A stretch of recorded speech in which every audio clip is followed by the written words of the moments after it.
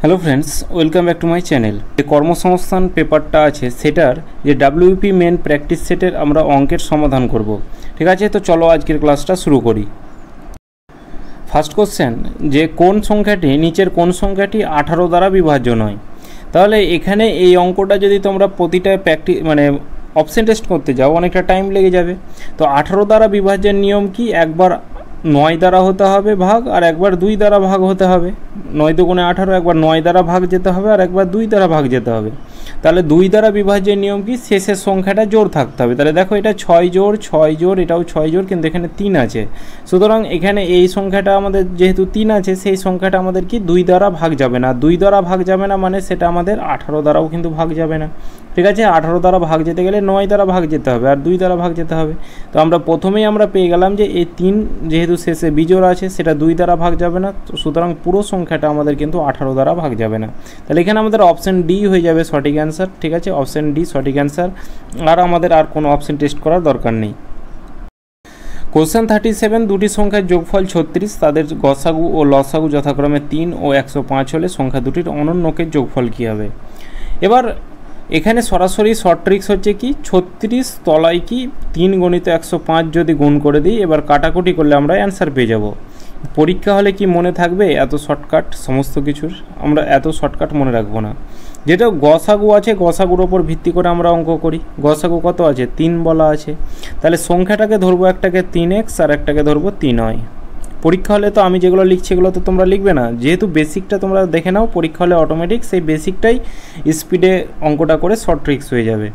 দুটি সংখ্যার যোগফল বলা আছে 36, তাহলে এখানে দুটি সংখ্যা, একটা 3x আর একটা 3y, তাহলে যোগফল কি হবে, একটা 3x প্লাস 3y, এটা ইকুয়াল টু কত, এটা ইকুয়াল টু হচ্ছে 36।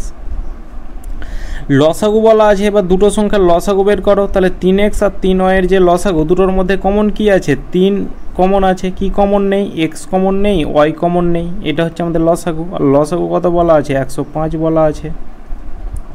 ঠিক আছে, 3 দিয়ে কাটা দাও, 3 × 9, 3 × 5 = 15। আর এখানে যদি আমরা 3 কমন নিই তাহলে কি হবে, 3 × 12 = 36। তাহলে x প্লাস ওয়াই এটা ইকুয়াল টু কত পেলাম, এটা ইকুয়াল টু 12 পেলাম। আর x গণিত y এটা কত পেলাম, 35। তাহলে এখান থেকে আমরা আর কিছু করব না, জাস্ট অপশান টেস্ট অপশান বলছি। আবার এখানে এই গুণ করে নেব, তাহলে 5 × 7 = 35 হয়। 5 আর 7 যোগ করলে আবার 12 হয়। তাহলে প্রথমটাকে 7 ধরি, বড় যেহেতু প্রথমে, তাহলে 7 × 5 = 35 হয়। তাহলে ওপরের সংখ্যাটাকে 7 মানে প্রথম সংখ্যাটাকে এটাকে 5 যোগ করলে 12 হয়। তাহলে এখানে আমাদের আর ফর্মুলা কোনো করার দরকার নেই। তাহলে একটা সংখ্যা 7 পেলাম, একটা সংখ্যা y পেলাম।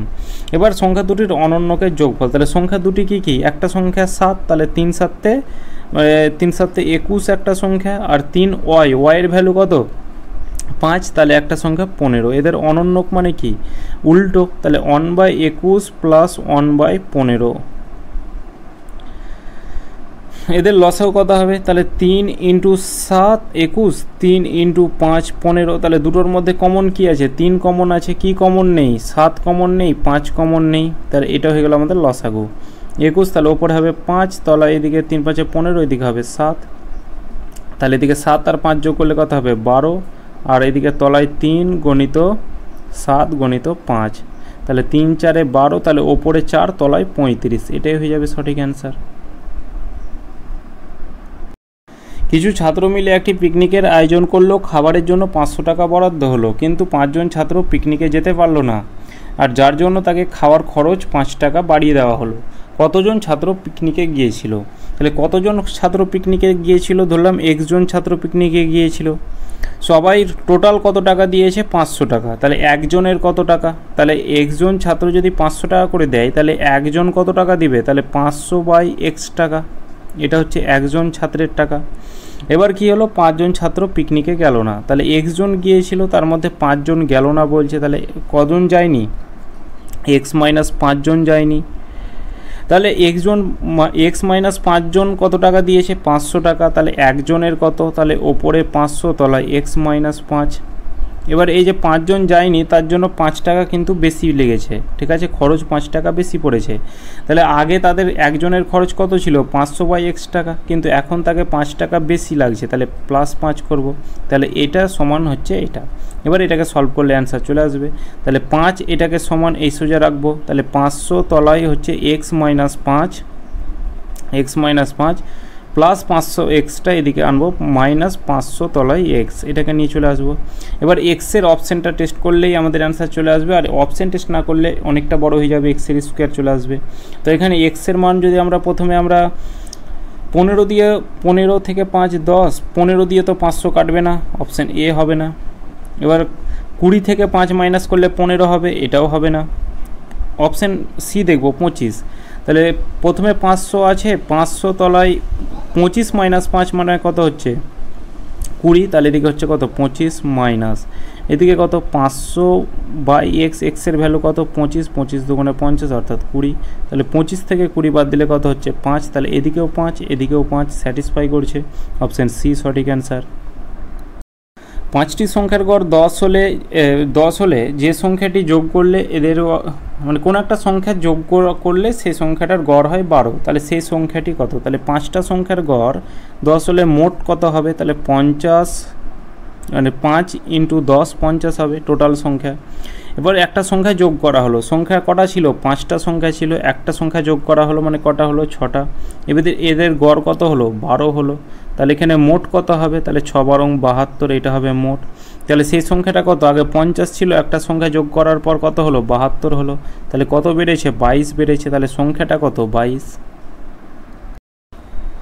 18 বছর আগে একজন লোকের বয়স তার ছেলের বয়সের 3 গুণ, এখন লোকটির বয়স, এখন মানে হচ্ছে বর্তমান, এখন লোকটির বয়স তার ছেলের বয়সের দ্বিগুণ, তাহলে লোকটির আর ছেলের এখন লোকটির আর ছেলের বয়সের সমষ্টি কত? এখন মানে হচ্ছে প্রেজেন্ট। এবার 10 বছর আগে বলা আছে কত, 18 বছর আগে কত বলা আছে? ফাদার অনুপাত সন, তার ছেলের বয়সের 3 গুণ, তার ছেলের বয়স যদি 1 হয় তার বাপের বয়স হবে 3, আর এখন বলা আছে ছেলের বয়সের দ্বিগুণ, ছেলের বয়স 1 হলে তার বাবার বয়স হবে 2। এবার আমাদের এটাকে সমান দেখতে হবে। দেখো এই ডিফারেন্স 1 আর এর ডিফারেন্স হচ্ছে 0, সমান করতে হবে। তাহলে এদের ডিফারেন্স কত? 1, এই দুটোর সাথে গুণ করব, সেই 3 আর 1ই হবে। আর এই দুটোর ডিফারেন্স কত? 2, এই নিচের সাথে গুণ করব, তাহলে কত হবে? এদিকে হবে 4 আর এদিকে হবে 2। এবার দেখো ডিফারেন্স হচ্ছে 1, এদিকেও হচ্ছে 1 ছিল 1 ইউনিট পরে 2 হয়েছে, 3 ছিল 1 ইউনিট পরে 4 হয়েছে, কিন্তু বলা আছে 18 বছর, তাহলে 1 ইউনিটের ভ্যালু হচ্ছে 18। তাহলে এখানে বলা আছে লোকটির আর ছেলেটির বয়সের সমষ্টি কত? এখন মানে বর্তমানেরটা। তাহলে 4 ইউনিট 4 আর 2 যোগ করলে কত হয়? 6, মানে এই লোকটির আর ছেলেটির বয়সের যোগফল কত? 6। তাহলে এখানে 1 ইউনিটের ভ্যালু 18 হলে 6 ইউনিটের ভ্যালু কত হবে? 18 × 6, অর্থাৎ 6 18 108 হয়ে যাবে, সঠিক অ্যান্সার। পৃথিবীর আহ্নিক গতি 12% বেড়ে যায়, একদিন আর ঘন্টার মধ্যে সম্পর্ক কী হবে? এই অঙ্কটা এইভাবে করতে হবে যে স্পিড ইকুয়াল টু, গতি মানেই তো গতিবেগ অর্থাৎ স্পিড ইকুয়াল টু কি? ডিস্ট্যান্স বাই সময়। তাহলে প্রথমে তার ডিস্ট্যান্স যদি তার গতিবেগ প্রথমে ধরলাম 100 ছিল স্পিড, তাহলে টাইম কত হবে? তাহলে টাইম ঘন্টা বলা আছে, ঘন্টা মানে একদিন বলা আছে, একদিন আর ঘন্টা মানে কি? একদিন মানে 24 ঘন্টা ধরে নাও, তাহলে টাইম হবে 24 ঘন্টা। বেগ 12% বাড়লো মানে গতি, তাহলে 112 হলো। তাহলে সময় কত হলো? জানি না, এক্স করে দাও। এবার কি স্পিড ডিস্ট্যান্স দুদিকে বের করো, তাহলে অ্যান্সার চলে আসবে। ডিস্ট্যান্স ইকুয়াল টু কী হয়? স্পিড ইন্টু টাইম, তাহলে স্পিড হচ্ছে এইটা, টাইম হচ্ছে এইটা, তাহলে 100 × 24, এদিকটা ডিস্ট্যান্স, এটা ইকুয়াল টু করো, এদিকে ডিস্ট্যান্স বের করো, তাহলে এটা হচ্ছে স্পিড আর এক্সটা হচ্ছে টাইম, তাহলে এদিকেও ডিস্ট্যান্স এদিকেও ডিস্ট্যান্স। প্রথমে স্পিড টাইম বের করবে, তারপর ডিস্ট্যান্স ইকুয়াল করে দেবে, তাহলে অ্যান্সার চলে আসবে। 4 দিয়ে কাটা দিলে 4 × 6 = 24, 4 দিয়ে কাটা দিলে 4 × 2 = 8, 4 × 8 = 32, 4 দিয়ে কাটা দাও 4 × 7 = 28, 4 দিয়ে কাটা দাও 4 × 5 = 100, 6 × 25 = 150, তলায় হচ্ছে কত? 7, এটাই হবে এক্সের ভ্যালু। এই টাইমটাই আমাদের চেয়েছে সম্পর্ক। তাহলে এখানে 7 দিয়ে কাটা দাও, 3 × 7 = 21, 7 × 2 = 14, 7 × 2 = 14, 1 0, 7 × 7 = 21। দেখো একটাই অপশানে আছে 21, অপশান সি। তাহলে 7 × 7 3 ভাগ শেষ থাকছে, 3 ওপরে তলায় 7, 21 পূর্ণ 3/7 ঘন্টা সমান 1 দিন, অপশান সি হয়ে যাবে সঠিক অ্যান্সার। পিটার একটি জিনিস তার প্রকৃত মূল্যের ওপর 20% ছাড়ে কিনলো। প্রকৃত মূল্যের ওপর, প্রকৃত মূল্য 100 টাকা, 20% ছাড়ে কিনেছে, মানে সে কিনেছে কত টাকায়? সে কিনেছে নিশ্চয়ই 80 টাকায়। সে দামে কিনলো, সে যেই দামে কিনলো তার থেকে 40% বেশি দামে বিক্রি করলো, তাহলে বিক্রি করলো কত টাকায়? 40% বেশি দামে। যে দামে কিনেছে, তাহলে 80 টাকার জিনিসটা সে 40% বেশি দামে বিক্রি করেছে, মানে কত? 140/100 টাকায় বিক্রি করেছে, তাহলে 8 14 112। এবার বলা আছে নতুন মূল্য প্রকৃত মূল্যর থেকে শতকরা কত বেশি। এই যে এই নতুন মূল্যটা প্রকৃত মূল্য কত ধরেছিলাম? 100 ধরেছিলাম, কত বেশি? 12 বেশি। এবার আমাদের শতকরা চেয়েছে, শতকরা কত বেশি? তাহলে পার্সেন্টেজ থেকে বৃদ্ধি পাওয়া মানে সেটা আমাদের 100 থেকে বৃদ্ধি পাওয়া মানে সেটা আমাদের পার্সেন্টেজে বৃদ্ধি পাওয়া। তাহলে 100 ছিল 112 হয়েছে, তাহলে আমাদের 12% বেড়েছে। রোহিত শর্মার খরচ আর সঞ্চয়ের অনুপাত, খরচ আর সঞ্চয়ের অনুপাত 3:2। তার আয় 10% বাড়ে, খরচও 12% বাড়ে, সঞ্চয় কত শতাংশ বাড়বে? তাহলে এখানে খরচ আর সঞ্চয়ের অনুপাত, খরচ আর সঞ্চয়ের যে রেশিও সেটা বলা আছে 3:2। ঠিক আছে, 3:2। তাহলে এখানে আমাদের আয়টাও বের করে নাও। তাহলে আই ইকুয়াল টু কি? খরচ প্লাস সঞ্চয়, মানে ইনকাম সমান কি হয়? সে খরচ কত টাকা করেছে আর সে সঞ্চয় কত টাকা করেছে সেটাকে যোগ করলে আমাদের ইনকাম হবে। তাহলে 5 টাকা হচ্ছে তার আয়। ঠিক আছে, এবার তার আয় 10% বাড়ছে। এইটাকে এক কাজ করে নাও, এই প্রতিটার সাথে 100 গুণ করে দাও, তাহলে আমাদের কাটাকুটি করতে সুবিধা হবে। তাহলে এখানে 300 হলো, 200 হলো, 500 হলো, মানে অনুপাতের ক্ষেত্রে তো 3 2 5, সেটাকে 100 করে গুণ করে দাও। 300 200 500, 30 20 50 গুণ করলেও হবে, কিন্তু একটু পয়েন্ট চলে আসবে, তাই আমরা সবসময় 100 দুটো শূন্য রাখবো, তাহলে কাটাকুটি করতে সুবিধা হবে। তার আয় 10% বাড়লো, তাহলে তার আয় 500 ছিল, 500-র 10% বাড়লো, তাহলে 10% বাড়লো মানে কত? 110/100 বা 11/10, তাহলে 5 11 55, অর্থাৎ 550 হলো। খরচও 12% বাড়লো, খরচ 300 ছিল, 300-র 12% বাড়লো, তাহলে 300-র 12% মানে কত? 112 তলায় 100, এই 0 0 কেটে দাও, 3 2 6, 3 3 336 হলো। সঞ্চয় ইকুয়াল টু কি? আয় থেকে খরচ মাইনাস করলে সঞ্চয় হয়, তাহলে এখানে আমাদের 550 থেকে 336 মাইনাস করো, তাহলে এখানে 550 থেকে 336 যদি মাইনাস করি তাহলে কত হবে? 4 3 আগে 4 কে 14 আরে 214। ঠিক আছে, এবার বলা আছে সঞ্চয় তার কত শতাংশ বাড়লো। তাহলে সঞ্চয় প্রথমে কত ছিল? 200 ছিল, এখন কত হলো? 214 হলো। কত বাড়লো? 14 বাড়লো।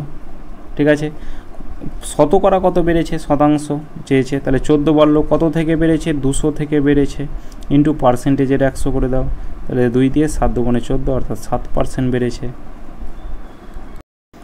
যদি 4 ব্র্যাকেটে এর মূলধন সমান 6, বি এর মূলধন সমান 10, সি এর মূলধন হয়, তাহলে 4650 টাকা লাভের মধ্যে সি কত টাকা পাবে? মানে এটার অর্থ হচ্ছে 4 গণিত এ সমান কি 6 গণিত বি সমান হচ্ছে 10 গণিত সি। এবার এর মান বের করো, বি এর মান বের করো, সি এর মান বের করো। তাহলে এর মান কি হবে? যার সাথে যে থাকে তাকে তার কোনো দিন ভালো লাগে না, তাহলে এর সাথে কে আছে? 4 আছে, তাহলে 4কে ভালো লাগবে না। কাকে ভালো লাগবে? বি এর 6কে ভালো লাগবে আর সি এর 10কে ভালো লাগবে। বি এর মানটা কত হবে? বি এর সাথে 6 আছে, তাহলে 6কে ভালো লাগবে না, এ এর 4কে ভালো লাগবে আর সি এর 10কে ভালো লাগবে। সি এর মানটা কত হবে? এর সিকে কাকে ভালো লাগবে? এ এর 4কে ভালো লাগবে আর বি এর 6কে ভালো লাগবে। 2 দিয়ে কাটো, 2 দিয়ে কাটা দিলে 2 দিয়ে কাটো, 2 দিয়ে কাটা দিলে 5, 2 দিয়ে কাটা দিলে 5, 2 দিয়ে কাটা দিলে 3, আবার 2 দিয়ে কাটো, 3 2 6, 2 দিয়ে কাটো 2, 2 দিয়ে কাটো 2, আর যাবে না, তাহলে 3 5 15, 5 2 10, 3 2 6। তাহলে এ অনুপাত বি অনুপাত সি এর ভ্যালু কত পেলাম? 15 10 6, টোটাল কত? তাহলে এদিকে হচ্ছে 25 আর 6 হচ্ছে 31, টোটাল হচ্ছে 31 ইউনিট টাকা, কিন্তু এখানে বলা আছে 4650 টাকা। তাহলে 31 ইউনিটের ভ্যালু হচ্ছে 4650 টাকা। তাহলে 1 ইউনিটের ভ্যালু কত হবে? তাহলে তলায় 31। এবার সি কত পাবে? সি এর ভ্যালু কত? 6, তাহলে 6 ইউনিটের ভ্যালু বের করে নাও। তাহলে 31কে 31 এদিকে 9 6 15 155, 5 3 5 15, এটা দিয়ে কাটা দিলে কত হচ্ছে 15, আর শেষে একটা শূন্য আছে। 60 6 15 90, অর্থাৎ 900 টাকা। তাহলে সি কত টাকা পাবে? 900 টাকা। এ একটি কাজের 7/10 অংশ 15 দিনে করে, সে বাকি কাজটি বি এর সাহায্য নিয়ে 4 দিনে শেষ করে। পুরো কাজটি এ ও বি একসঙ্গে করলে কতদিন সময় লাগবে? তাহলে 7/10 অংশ কাজটা করছে কত দিনে? 15 দিনে। আর আমি বলেছি কি ভগ্নাংশের অঙ্ক সবসময় 1 ধরে করবে। তাহলে 1 অংশ তার কাজটা কত সময় লাগবে? তাহলে 15 এই সমানের এদিকে উল্টে যায়, তাহলে ওপরে 10 তলায় 7, মানে 150/7 দিন সময় লাগবে। তাহলে এ এর কাজটা কতদিন সময় লাগছে? 150/7 দিন। বি এর কাজটা কতদিন সময় লাগবে বলা আছে? বাকি কাজটা, তাহলে 10 ভাগের মধ্যে 7 ভাগ তো এ করেছে, তাহলে বি এর কাজটা মানে বি এর সাহায্য নিয়ে, ঠিক আছে, মানে এ প্লাস বি মিলে কাজটা কত দিনে করবে? বাকি কাজটা করছে। তাহলে এখানে 10 ভাগের মধ্যে 7 ভাগ তো হয়ে গেছে, বাকি আছে আর 3 ভাগ। এটা করছে কত দিনে? 4 দিনে করছে। তাহলে 1 অংশ কত দিনে করবে? তাহলে 1 অংশ করবে কত? 4 10 40/3 দিনে। তাহলে এখানে 40/3 এটা করো। এবার লসাগু বের করো, 150 আর 40-এর লসাগু। তাহলে 10 × 15 150, আর 10 × 4 কমন কি আছে? 10 কমন কি নেই? 15 আর 4, 4 15 60, অর্থাৎ 600। লসাগু কত হলো? 600। এবার কি করবে? 150কে এই 600কে 150 দিয়ে ভাগ করো, কত হয়? 4। ওই 4 তলার 7টাকে গুণ করে দাও, মানে উল্টে যায়, 4 7 28 হবে। আর বিকে যখন সাহায্য নিচ্ছে, বি এর সাহায্য নিয়ে তারা কত দিনে? তাহলে 4 15 60, 3 15 45 দিনে কাজটা করছে। তাহলে এখানে তার এ ও বি মিলে যদি কাজটা করে কত দিন সময় লাগবে? তাহলে এ ও বি মিলে কত ইউনিট কাজ করে? 45 ইউনিট কাজ করে। টোটাল কাজ কত ইউনিটের? 600 ইউনিটের। তাহলে 600 ইউনিট করে 45 ইউনিটের কাজটা তার কত দিন সময় লাগবে? 15 দিয়ে 3, 15 দিয়ে 4, তাহলে 3 13 39, 1 ভাগ শেষ, তলায় 3, 33 × 1/2 দিন, 1/3 দিন সময় লাগবে। একটি ট্রেন একটি নির্দিষ্ট গতিতে 600 কিলোমিটার দূরত্ব অতিক্রম করে। ট্রেনের গতি ঘন্টায় 5 কিলোমিটার যদি বাড়ানো হয়, তাহলে যাত্রা সম্পন্ন করতে 4 ঘন্টা কম সময় লাগে। ট্রেনটির গতিবেগ কত? তাহলে প্রথমে ট্রেনের গতিবেগ ছিল x, 4 ঘন্টা কম বলা আছে, মানে আমাদের টাইমের পার্থক্য বলা আছে। টাইম ইকুয়াল টু কি? দূরত্ব বাই গতিবেগ। তাহলে দূরত্ব কত? 600 কিলোমিটার দূরত্ব, তাহলে 600/x, এটা হচ্ছে টাইম। পার্থক্য যেহেতু বলা আছে, কম বা বেশি বলা থাকলে পার্থক্য, তাহলে মাইনাস করব। এবার কি, যখন কি এই ট্রেনের গতি 5 ঘন্টায় 5 কিলোমিটার কী করছে? বাড়ানো হচ্ছে। তাহলে প্রথমে কত ছিল? x ছিল। এবার দ্বিতীয় যে গতিবেগটা কত হবে? x + 5 হবে। তাহলে এর টাইমটা কত হবে? তাহলে 600/x - 5, সরি x + 5, এটার পার্থক্য বলা আছে 4 ঘন্টা। তাহলে অঙ্কতে কিছুই নেই, প্রথমে দূরত্ব বলা আছে, দূরত্বটাকে লিখলাম, তলায় হচ্ছে গতিবেগ। তাহলে কি হলো? দূরত্ব বাই গতিবেগ সমান হচ্ছে স্পিড, টাইম। আর এদিকেও টাইম গেলো দূরত্ব বাই গতিবেগ, এদিকেও টাইম, শুধু জাস্ট এখানে বাড়ানো হয়েছে, এদিকে টাইম কমছে। আর টাইম যখন কম মানে পার্থক্য, এটা ইকুয়াল টু পার্থক্য বলা আছে।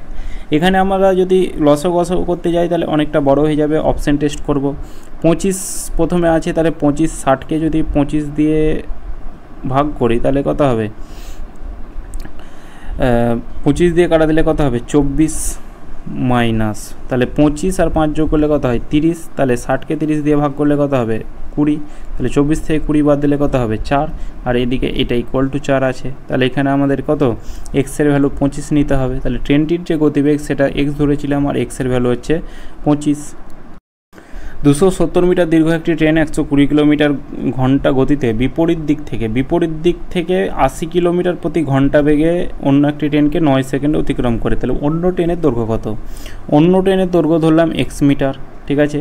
তাহলে টোটাল ডিস্টেন্স কি হয়ে যাবে? দুটো ট্রেনের দৈর্ঘ্য হয়ে যাবে টোটাল ডিস্টেন্স। তাহলে 270 প্লাস হচ্ছে কত? x, এটা হচ্ছে টোটাল ডিস্টেন্স। স্পিড কত আছে? এখানে রিলেটিভ স্পিড হয়ে যাবে। রিলেটিভ স্পিড কি? বিপরীত দিক থেকে বলা আছে, পরস্পরের বিপরীত থেকে এলে যোগ হয়। তাহলে 120 আর 80 যোগ করলে কত হবে? 200। এবার কিলোমিটার প্রতি ঘন্টা এটাকে মিটার প্রতি সেকেন্ডে আনতে গেলে কি করতে হয়, তাহলে এখানে কি বড় থেকে ছোটোতে যাব, অর্থাৎ 5/18 দিয়ে গুণ করতে হবে। ঠিক আছে, তাহলে 5/18, আর এটা ইকুয়াল টু কত, টাইম বলা আছে। তাহলে এখানে আমরা কি জানি, দূরত্ব বাই গতিবেগ ইকুয়াল টু টাইম। তাহলে এখানে দূরত্ব কত আছে, এটা আমরা এখানে লিখছি যে দূরত্ব হচ্ছে 270 প্লাস এক্স বাই গতিবেগ কত আছে 200 গণিত 5/18টা উল্টে আবার ওপরে চলে যাবে 18টা। তাহলে দূরত্ব বাই গতিবেগ ইকুয়াল টু হচ্ছে টাইম, আর টাইম বলা আছে কত, 9 ঘন্টা।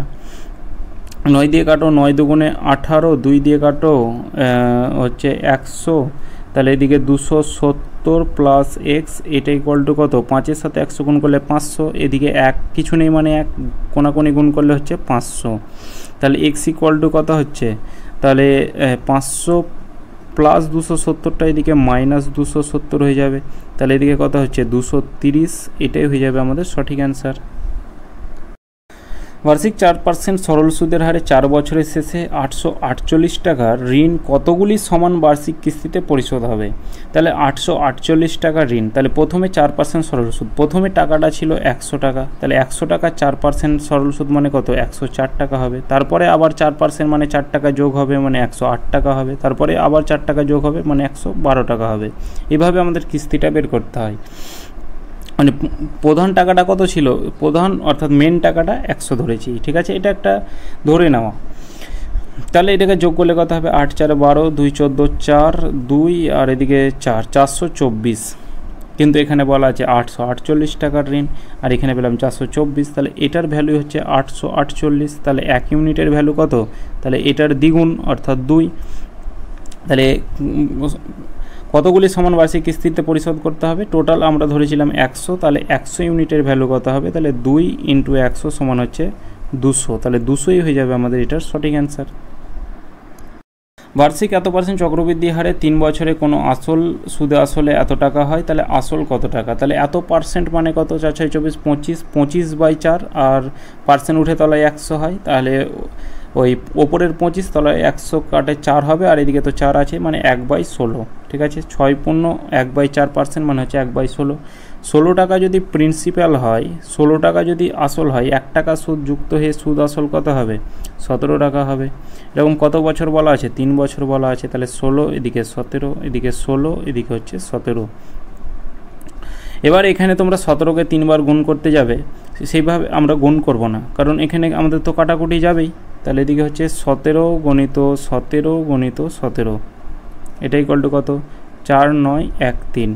এবার এখানে তোমরা একটু যদি বুদ্ধি খাটাও, পরীক্ষা যখন আমি এটার সলভ করি তখন আমি কি করেছিলাম দেখো, প্রথমে এই 7 7 49, 7 9 63, এককের ঘরের অঙ্ক যখন 3 আছে, এখানেও 3 আছে। এবার 3 বার যখন 17কে গুণ করছি তখন আমাদের তো 4913 হবেই, ঠিক আছে। এবার কি করে হবে, একটা আইডিয়া মতন হবে। দেখো 15কে তুমি যদি 3 বার গুণ করো, এই 3500 3400-র কাছাকাছি থাকবে। তাহলে 17কে যখন তুমি 3 বার গুণ করছো তাহলে 49-এর কাছাকাছি থাকবে। আর শেষে যখন এই 3টে ডিজিট অর্থাৎ একক ঘরের অঙ্ক গুণ করে 3 আছে, এখানেও 3 আছে, মানে এখানে আমাদের 17র কিউব হচ্ছে 4913। তাহলে 1 ইউনিটের ভ্যালু হচ্ছে 1, মানে এগুলো দিয়ে সব কাটাই যাবে। তাহলে এদিকে 1 ইউনিটের ভ্যালু কত হচ্ছে 1। তাহলে এখানে বলা আছে আসল কত টাকা, তাহলে আসল আমাদের এটা হচ্ছে, তাহলে 16কে 3 বার গুণ করো, তাহলে 16র স্কোয়ার কত, 256। এবার 256কে এবার আমাদের কি করতে হবে, আবার 16 দিয়ে গুণ করতে হবে। তাহলে 4 × 4 করো, 4 6 24, হাতে থাকলো 2। এককের ঘরের অঙ্ক তো 3টেতেই 6 আছে। তাহলে এদিকে 4 6 24-এর 4, হাতে থাকলো 2, 4 5 20, 2 22-এর 2, হাতে থাকলো 2, 4 2 8, 2 10। এটার সাথে আবার যদি 4 গুণ করি তাহলে 4 4 16, 6, হাতে থাকলো 1, 8 1 9 0 4, 4096। তাহলে এখানে আমাদের এই 16কে 3 বার গুণ করে কত হচ্ছে 4096। তাহলে 1 ইউনিটের ভ্যালু 1 হলে 4096 ইউনিটের ভ্যালু 4096 হয়ে যাবে, অপশান ডি। যদি একটি রম্বসের কর্ণ দুটি 24 সেন্টিমিটার ও 10 সেন্টিমিটার হয় তাহলে রম্বসটির ক্ষেত্রফল পরিসীমা কত হবে। রম্বসের ক্ষেত্রফলের ফর্মুলা হচ্ছে হাফ ইন্টু 1 নম্বর ডায়াগোনাল ইন্টু দ্বিতীয় ডায়াগোনাল, কিন্তু এখানে আমাদের পরিসীমাও চেয়েছে। তাহলে হাফ ইন্টু ডায়াগোনাল অন কত বলা আছে, প্রথম কর্ণ বলা আছে 24 আর দ্বিতীয় কর্ণ বলা আছে 10। 2 দিয়ে কাটা দাও 12, তাহলে ক্ষেত্রফল কত হচ্ছে 120। ক্ষেত্রফল 120 মানে এই অপশান এ, বি আর ডি তো হবে না, এবার এ আর সি এর মধ্যে হবে। এটা যদি আমাদের কর্ণ হয়, রম্বস হয়,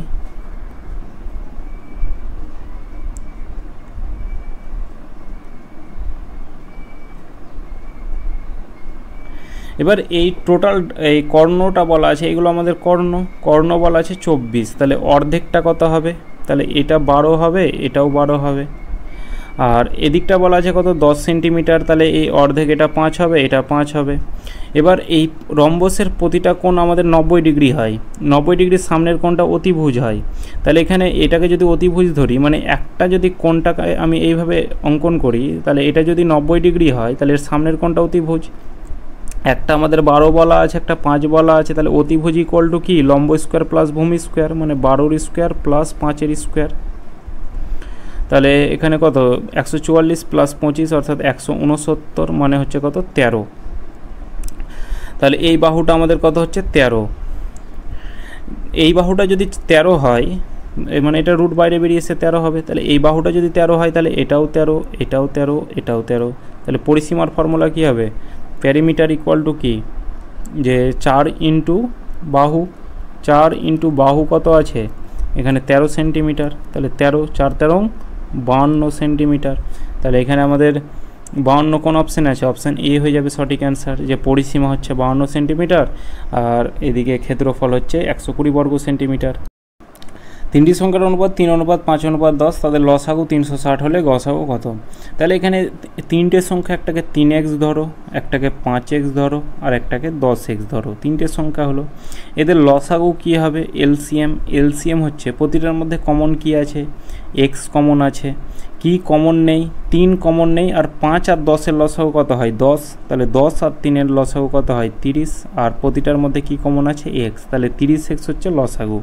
আর গসাগু অর্থাৎ HCF কি হবে, তাহলে গসাগু কি হবে, গসাগু হবে প্রতিটার মধ্যে কি কমন আছে x কমন আছে, x হয়ে যাবে গসাগু। এবার লসাগু বলা আছে আমাদের 360, তাহলে এখানে পেলাম কত 30x, তাহলে এটার ভ্যালু কত, এটার ভ্যালু হচ্ছে 360, তাহলে এখানে 3 দিয়ে 3 বারং 36 অর্থাৎ x ইকুয়াল টু 12, তাহলে গসাগু কত x, আর x সমান কত পেলাম 12, তাহলে 12 হয়ে যাবে সঠিক অ্যান্সার। এই অপশানগুলো একটু ভুল আছে, ঠিক আছে, গসাগু কত হবে 12।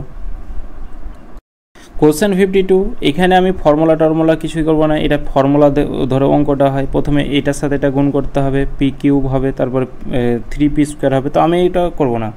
প্রথমে আমি কি করব, 99 স্কোয়ার বের করার ট্রিক্সটা জানবো। তাহলে 99-এর স্কোয়ার বের করার নিয়ম কি, প্রথমে 99 আছে, 1 মাইনাস করে দাও, কত হবে 98, দুটো 9 আছে বলে 0 আর 1, মানে দুটো সংখ্যা হবে 0 আর 1। এবার 3টে 9 যদি দেওয়া থাকতো তাহলে কি করতাম, তাহলে এখানে 3টে 9 অর্থাৎ 999 থেকে 1 মাইনাস করতাম, 998 হতো, ঠিক আছে। এবার 3টে সংখ্যা আছে, তাহলে দুটো 0 একটা 1, 4টা সংখ্যা থাকলে কি করতাম, মানে 4টা 9 থাকলে 3টে 0 একটা 1, এটা হচ্ছে আমাদের ট্রিক্স।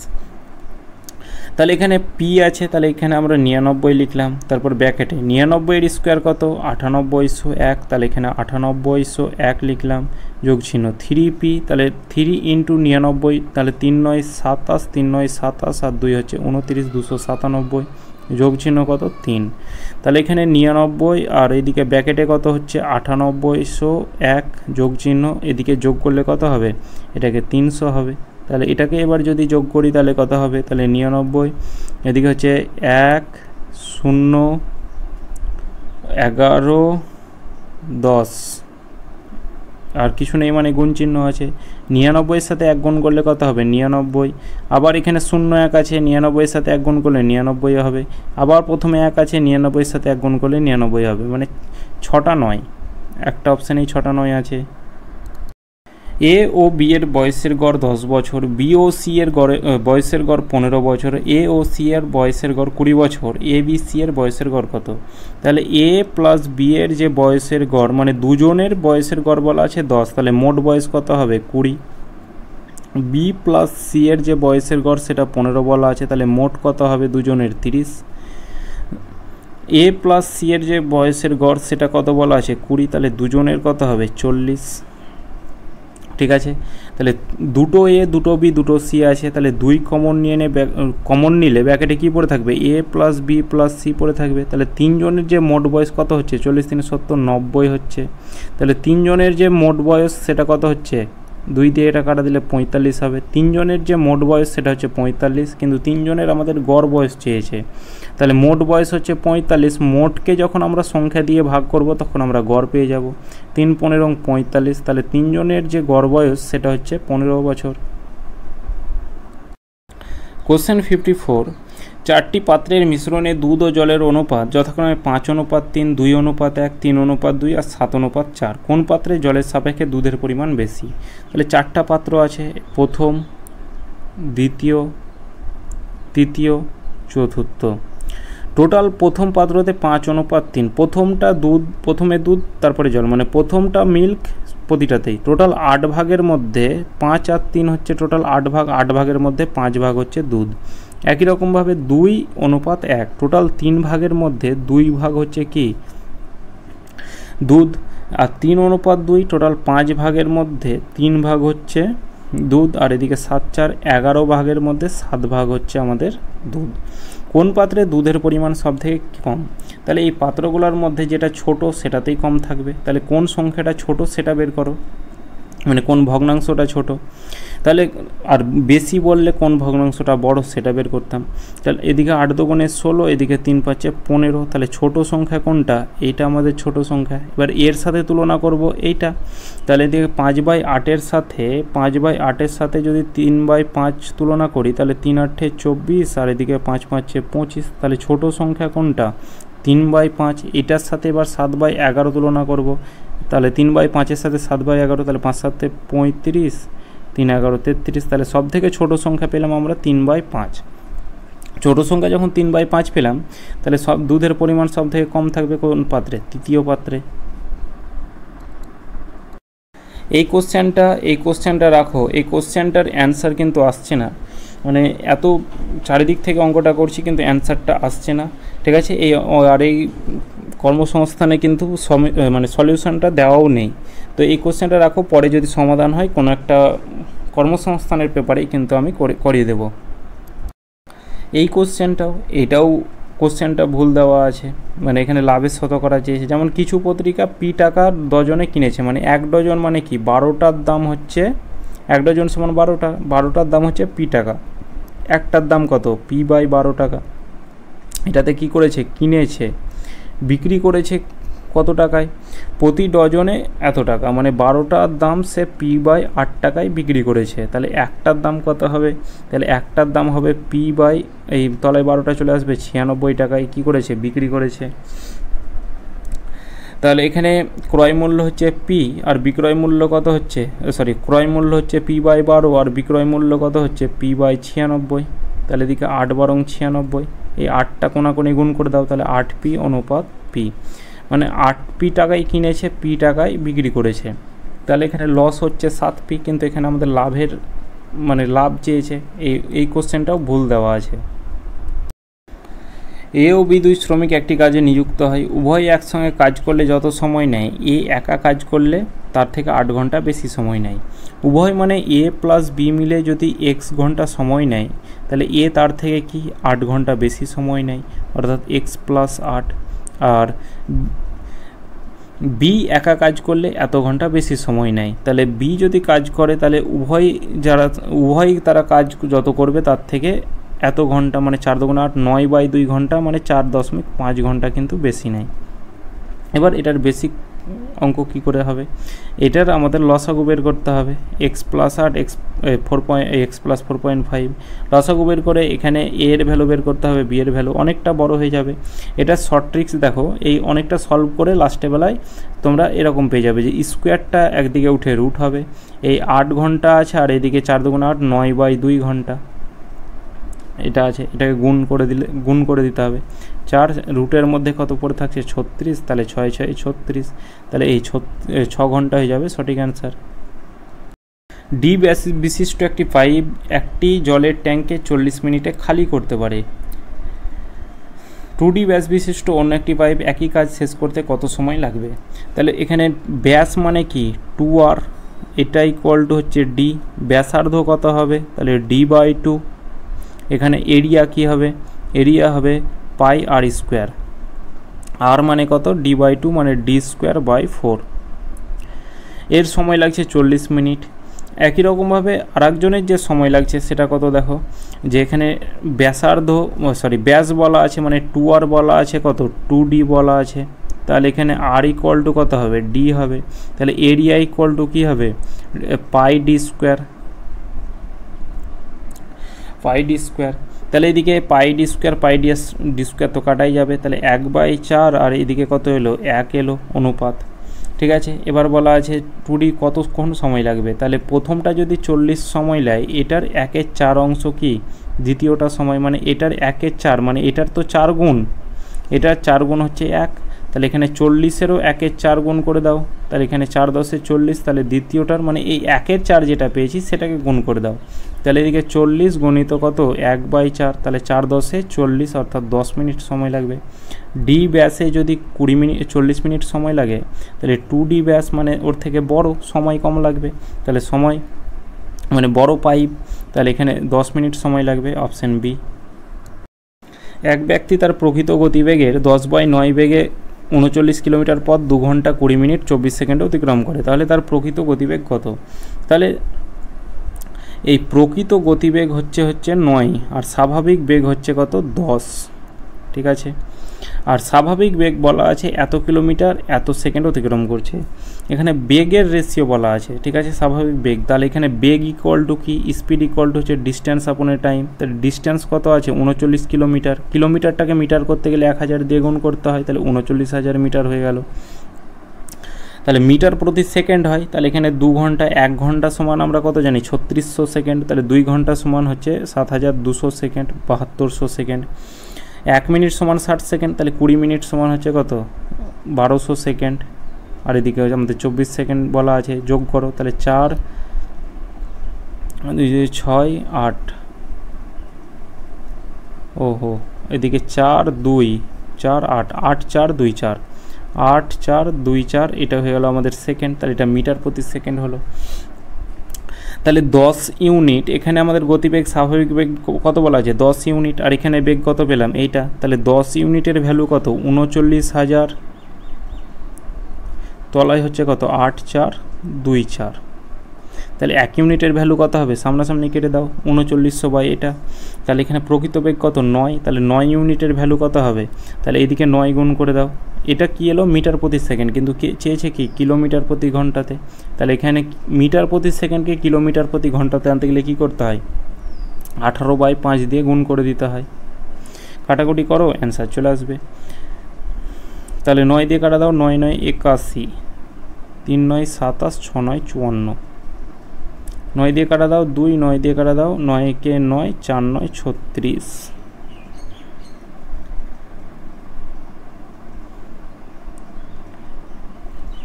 4 5, 9 2 18, 9 দিয়ে 9 কে 9, 4 9 9 6 9 54, 3 6 9 54, ঠিক আছে। তেরো 91, 8 তেরো 80, এটা দিয়ে কাটা দিলে কত হবে 8, 13 দিয়ে কাটা দিলে 8 হবে, 13 দিয়ে কাটা দিলে 3 13 39, 300 হবে। 5 দিয়ে কাটা দাও 5 6 30, 0, কাটাকুটিটা ভুল হলো। 1 ইউনিটের ভ্যালু এত, তাহলে 9 ইউনিটের ভ্যালু এত, তাহলে এখানে 9 দিয়ে এটা কাটা দাও, তাহলে 9 দিয়ে 9 9 81, 3 0 3 9 27 হলো, এদিকে 6 9 54, তাহলে আবার 9 দিয়ে কাটো, 9 দুগুণে 18, 9 দিয়ে 9 কে 9, 4 9 36, 5 দিয়ে কাটো, ও সরি 2 দিয়ে কাটো, এটা 2 দিয়ে 5 দুগুণে 10, 2 দুগুণে 4, 13 দিয়ে কাটো, 4 তেরো 52, 13 দিয়ে কাটো 3 তেরো 39, 300, 5 দিয়ে কাটো 5 6 30, 60, 4 দিয়ে কাটো 4 15 60, তাহলে এখানে কত এলো 15 কিলোমিটার প্রতি ঘন্টা, এটাই হয়ে যাবে আমাদের সঠিক অ্যান্সার। 20 লিটার দুধ ও জলের মিশ্রণে দুধ ও জলের অনুপাত 3:2, পরপর দুবার 10 লিটার মিশ্রণে ওই মিশ্রণ তুলে নিয়ে সমপরিমাণ দুধ মেশানো হলো, তাহলে ওই মিশ্রণে দুধ ও জলের অনুপাত কত? তাহলে এখানে মিল্ক আর ওয়াটারের যে রেশিও সেটা কত বলা আছে? 3:2 বলা আছে। টোটাল কত ইউনিট? টোটাল হচ্ছে 5 ইউনিট, কিন্তু টোটাল এখানে কত বলা আছে? 20 লিটার বলা আছে। তাহলে 5 ইউনিটের ভ্যালু 20, 1 ইউনিটের ভ্যালু কত? 4। তাহলে এখানে 3 ইউনিটের ভ্যালু কত হবে? 3 4 12, আর এদিকে 2 ইউনিটের ভ্যালু হবে 8 হবে। এবার 10 লিটার মিশ্রণ তুলছে, তাহলে এখানে 20 লিটারে যদি 12 হয়, 20 লিটারের মধ্যে 10 লিটার যদি 20 লিটারের মধ্যে 12 লিটার যদি দুধ হয় আর 8 লিটার যদি জল হয়, তাহলে 10 লিটারে 10 লিটার তুলে নিল। তাহলে এখানে 10 লিটার মিশ্রণ যখন তুলে নিচ্ছে তখন মিল্ক কত হচ্ছে? 20 লিটারে 12 লিটার যদি দুধ হয়, তাহলে 10 লিটারে দুধ কত হবে? 6 লিটার। 20 লিটারে 8 লিটার যদি জল হয়, তাহলে 4 লিটার হবে কি দুধ, জল। এটা কি 10 লিটার মিশ্রণ তুলে নিল। এবার কি 10 লিটার মিশ্রণের পরিমাণ সমপরিমাণ দুধ মেশাচ্ছে, তাহলে এবার 10 লিটার মিশ্রণ দুটো থেকে তুললো, মানে তুলছে তখন দুটো থেকে আর মেশাচ্ছে তখন সে দুধ একটা। তাহলে এখানে 16:4 এটা হলো, এটা একবার হলো। আর একবার কী হবে? 20 লিটারের মধ্যে 12 লিটার যদি দুধ হয়, তাহলে 10 লিটারে 16 লিটারের মধ্যে কত হবে? তাহলে এখানে 8 হবে, এটা 2 হবে। এই আগের অঙ্কর মতোই, মানে দুটো থেকেই 10 লিটার করে তুলে নিলাম, তাহলে এখানে 8 হলো, এখানে 2 হলো। এবার কি আবার 10 লিটার কি দুধ মিশিয়ে দিচ্ছে, তাহলে এদিকে কত হলো? এদিকে দুধ হয়ে গেল 18, আর জল মিশাচ্ছে না, তাহলে জল হয়ে গেল 2। দুধ আর জলের রেশিওটা চেয়েছে, তাহলে এখানে কত হবে? 2 দিয়ে কাটো, 2 দিয়ে 9 দুগুণে 18, অর্থাৎ 9:1। তাহলে দুধ আর জলের যে রেশিও সেটা হবে 9:1। তো এটাই 60টা কোশ্চেন ছিল, মানে 60 নম্বর পর্যন্ত। তো আজকের ক্লাস এতদূর পর্যন্ত। চলো দেখা হচ্ছে নেক্সট ক্লাস।